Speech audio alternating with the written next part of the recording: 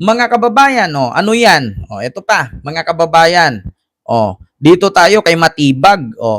Kung naalala ninyo, mga kababayan, si Attorney Milvin Matibag. Sinagot na si Pia Cayetano. Pakinggan natin mga kababayan, yung sagot ni Milvin Matibag no kay Pia Cayetano kasi actually mga kababayan, ito din ang ito yung pinaka controversial ngayon no, mga kababayan, bukod sa pagkamatay ni Mima, sa pagkapamamaril kay Mima, ay ito yung sunod. Yung kay Pia Cayetano na sinabi ni Pia na inisa-isa na daw silang ipakulong. Inisa-isa na daw sila at uubusin daw talaga ang mga senador na oposisyon. So pakinggan natin mga kababayan yung sagot ni Milvin Matibag kay Pia Cayetano at kay Alan Cayetano. Pakinggan natin mga kababayan. May ads lang po. Handa at hindi natatakot si National Bureau of Investigation Director Melvin Matibag na dumalo bilang testigo sa impeachment trial ni Vice President Sara Duterte sa darating na Martes, July 21. Ito ay sa kabila ng babala ni Senator Judge Pia Cayetano na posibilidad na makontempt ito dahil sa umano'y intimidation o pananakot at pagtatangkang mabawasan ng ilang senator judges. Matatandaan na naging mainit ang usapin matapos ihayag ng NBI Director na magsasagawa sila ng investigasyon kaugnay sa issue noong 2019 SEA Games. Kung saan, aabot umano sa 10 billion pesos ng pondo na galing sa budget insertion ang inilaan para sa... Actually, mga kababayan, simple lang naman yan sa kay Pia at kay Alan Cayetano, kung talagang wala kayong sabit, 'di ba? Kung talagang wala kayong ginawang katiwalian, hindi dapat kayo matakot. Bakit? Kasi investigasyon lang naman 'to, hindi naman sinasabing ipapakulong kayo 'Di ba? So bakit kayo natatakot at bakit kayo nagmukhang guilty? Sabi nga ni Yussi Claire Castro, mga kababayan, sa sagot ni Yussi Claire Castro, wag magpahalata, wag masyadong defensive. Kasi ang iisipin ngayon ng tao, guilty kayo. 'Di ba? Continue. Papatayo ng sports complex sa New Clark City sa Tarlac. Yung sinasabi nating insertion, kung alam po yung gusto nyong balikan, for the budget of 2020 yan, nung siya na yung speaker. So yun na, para alam na niya. Kasi mas maganda naman nga, pag inibitahan siya, di pumunta siya para sagutin niya yung mga allegation sa kanya. Itinanggi ni Matibag na timing sa kanyang pagharap sa impeachment court ang gagawin nilang investigasyon at iginiit na ginagampanan lamang niya ang mandato ng NBI na pag-iimbestiga sa mga katiwalian. Hindi ko alam ba't saan manggagaling yung i-contempt tayo dahil wala naman tayong ginagawang pananakot.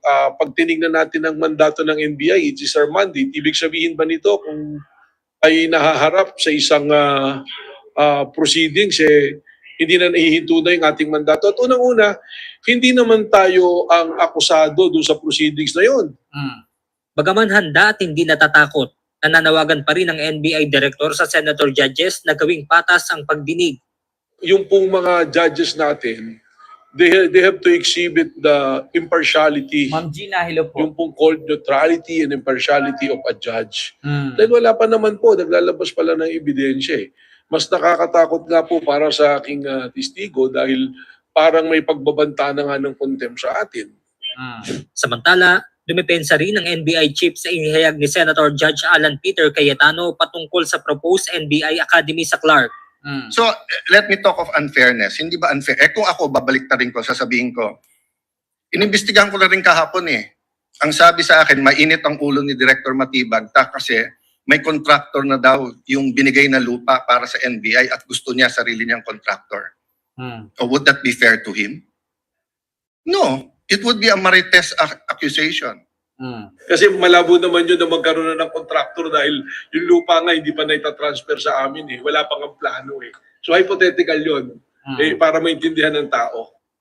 Benedict Samson, UNTV News. Di ba? Kita nyo mga kababayan. Alam nyo, sa totoo lang, simple lang naman yan Kung wala kayong tinatago, wag kayo dapat matakot. 'Di ba? Tingnan mo, gagawaan mo pa ng issue. Mainit daw yung ulo ni Attorney Melvin Matibag or NBI Director Melvin Matibag dahil meron daw ibang contractor ang pinaano pero gusto daw ni Matibag yung contractor niya ang gagawa. Sabi nga ni Milvin Matibag, paano magkaroon ng kontraktor? Hindi pa nga na-transfer yung lupa. 'Di ba? Grabe naman ka-advance. Sa totoo lang mga kababayan, mahirap kasi kumuha ng kontraktor kasi ganito po yan eh. Ganito yan mga kababayan. Ako kasi nagpapagawa din po ako ng bahay. Ganito yan. Alam nyo ba yung proseso kapag magpagawa kayo ng building? Ganito, una, kailangan make sure na yung lupa na yan ay nakapangalan sa iyo or sa ahensya mo or sa company mo. Kasi, una, mahirap po maggawa ng blueprint, no? Ang isang engineer. At ang engineer ayaw gumawa ng blueprint kung hindi nakapangalan mismo sa iyo or sa kumpanya mo or sa ahensya mo ang lupa. Kasi una, alam niyo mga kababayan magkano? Ang sa engineer, 30%. Kung ang halaga ng building na yun ay 1 billion, 30% sa 1 billion dun sa engineer.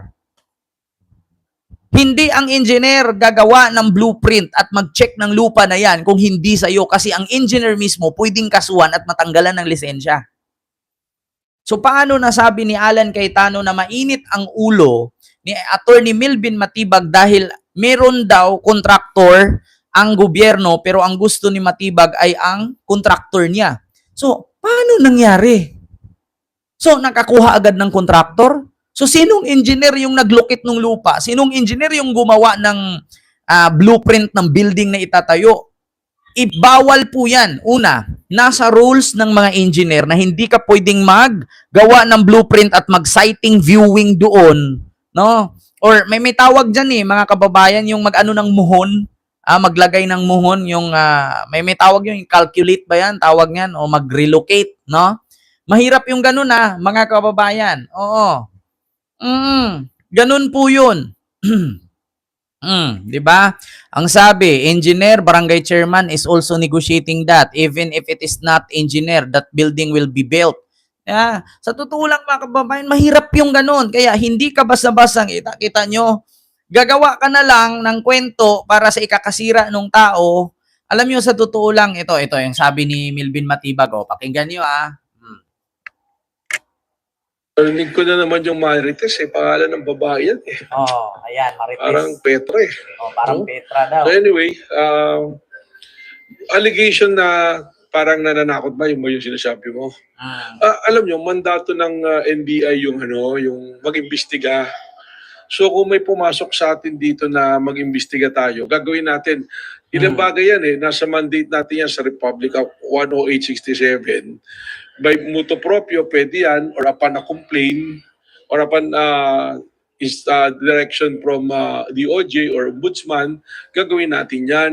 Sa pagkakataong ito, may mga pumasok sa ating ebidensya at patuturing na rin nating reklamo sapagkat maraming nagsasabi na yung PISCO hindi na subject sa auditing and liquidation proceedings.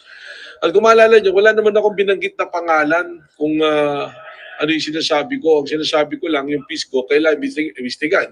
Kaya tama po yun, Ma'am Perla Irqueza. Juditic po ang tawag doon. Magjujuditic doon sa lupa mismo.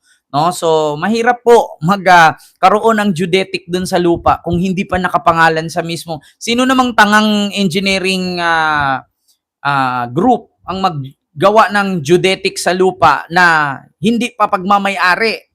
'Di ba? So sabi nga ni Engineer Milvin Matibag, ni NBI Director Milvin Matibag na wala pa naman akong pinangalanan kung sino ang magiging sangkot diyan. So bakit? 'Di ba? Assessor ba? So bakit mga kababayan na guilty na? Di ba? Continue. takot na nagkaroon ng reaksyon na gano'n. Sir, sundutin ko yung tanong ni Sir Jan. Senator Pia Cayetano called your actions possibly contemptible. Your reaction? Hindi ko alam ba't saan magagaling yung i-contempt tayo dahil wala naman tayong ginagawang pananakot. Pag tinignan natin ang mandato ng NBI, it is our mandate. Ibig sabihin ba nito kung tayo nahaharap sa isang proceedings, hindi na nahihinto na yung ating mandato. At unang-una, hindi naman tayo ang akusado doon sa proceedings na yon. Sa totoo lang mga kababayan, natatakot na talaga si Cayetano. Kasi bakit mga kababayan? Talagang malalaman niyang madidiin siya dito eh. Kasi bakit? Tignan nyo, mga kababayan, kung sino-sino na yung mga pinapangalanan ni Alan Cayetano dito mga kababayan, kung sino-sino na yung mga kanyang binibigkas. Merong DOJ, merong NBI, Malacanang. Kung hindi niya alam mga kababayan, no? Tignan nyo.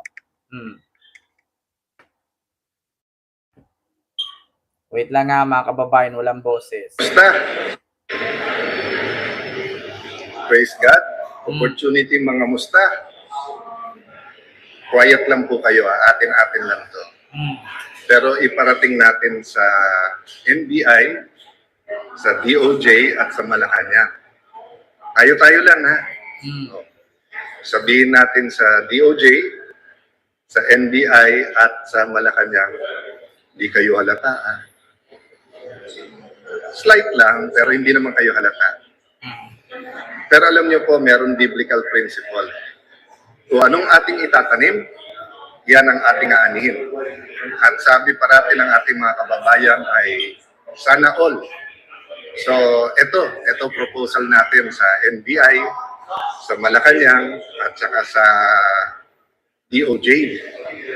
Imbestigahan niyo yung Southeast Asian Games of 2019 kung saan tayo nag-overall champion at pinangala ng buong Southeast Asia. Imbestigahan nyo ng gusto, bigay nyo lahat. We will support totally. Pag sinabi kong we, ako, at inihimo ko lahat ng mamayan, supportahan yung investigasyon na yan. Tapos, ako naman, 10 ng aming mga kasama na ngayon ay nasa minority, imbestigahan naman namin ang flood control. Deal? So naghamon pa mga kababayan, no? Meron pagbabanta.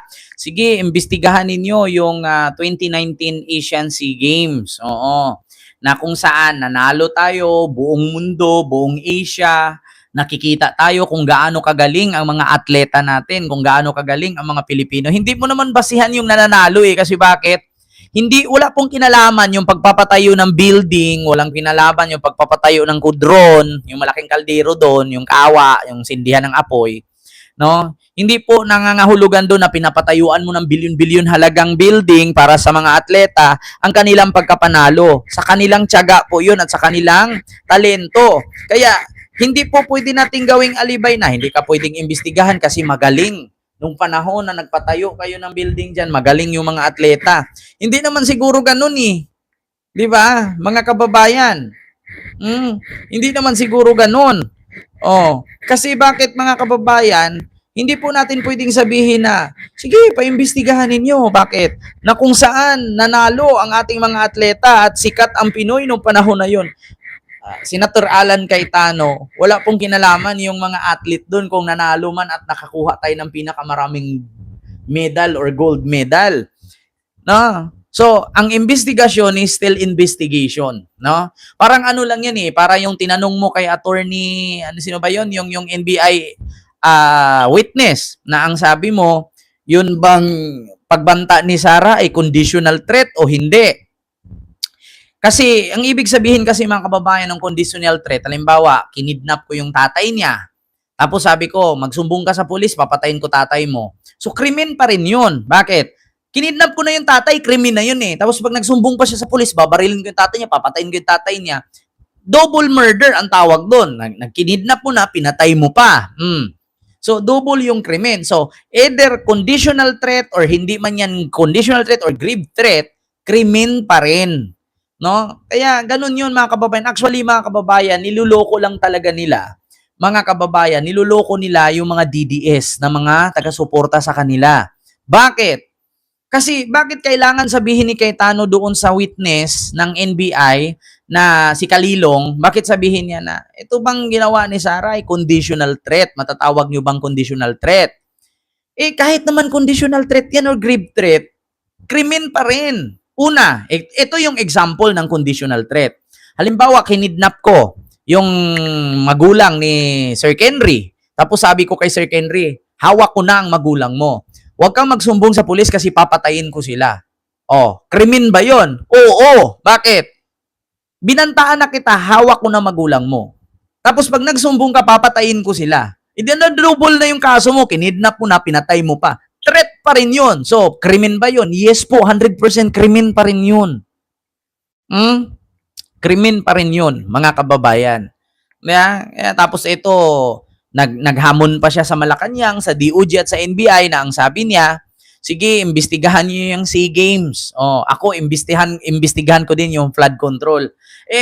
Ano na naman ang gagawin nila sa flood control? Apakatagal na yun, wala ngang nangyayari. Tapos ngayon, sino na naman witness na dalhin niya dyan? Yun na namang 18 Marines na naman, napaiba-iba yung statement. 18 Marines na naman, napaiba-iba yung kwento. Ngayon, nadalhan, pagkasunod, pag nakaalyado na nila, nawawala na yung hinatid na maleta, nabubura na. Kung naalala ninyo, si Pia Cayetano nahatiran ng 2 maleta. Pia Cayetano, si Ligarda nahatiran ng 2 maleta. Tapos ngayon, nung kaalyado na ni Mike Defensor at ni Cayetano si Ligarda, anong nangyari? Nabura na si Ligarda. Hinatiran po ng 2 maleta pero hindi po namin nakitang binaba ba yung 2. Tapos, nagulat tayo, si Chis Escudero, wala naman doon sa maletang listahan. Nagulat tayo nung tumalikod si Chis, nandun na sa listahan ng maleta. Kaya nga, mga kababayan kaya sa totoo lang, itong hinahamon niya na imbestigahan daw niya Blue Ribbon. Pakinggan niyo So, madali lang yan, Malacanang, kasi sumusunod naman sa inyo. Sila Senator Erwin, sila Senator Lacson, yung mga nasa Blue Ribbon. Kalapitin nyo na. Total, 30 weeks. Matagal po itong impeachment. At sabi nga, wag panay technicalities. Lalo po ang Blue Ribbon Committee, wala masyadong technicalities doon. So, wag po tayo mangamba sa kahit anong investigasyon. Salamat po sa lahat ng nagpaparating ng suporta, lalo po yung prayers. Pagkatapos sabihin na incidental lang dahil yung building, biglang pinawalang sala na ang mga kakampi nila. Tapos sinabi ng DOJ, tama yung investigasyon na yan. Tapos ang Malacanang, na-investigasyon. Yung incidental daw yung building. So, ibig sabihin, si Joel Villanueva po yun. No? Tapos yung naman kay Chis Escudero, na absuelto na daw sa kaso, sa ombudsman. Yun natin alam mga kababayan. Malaman naman natin pagkatapos ng impeachment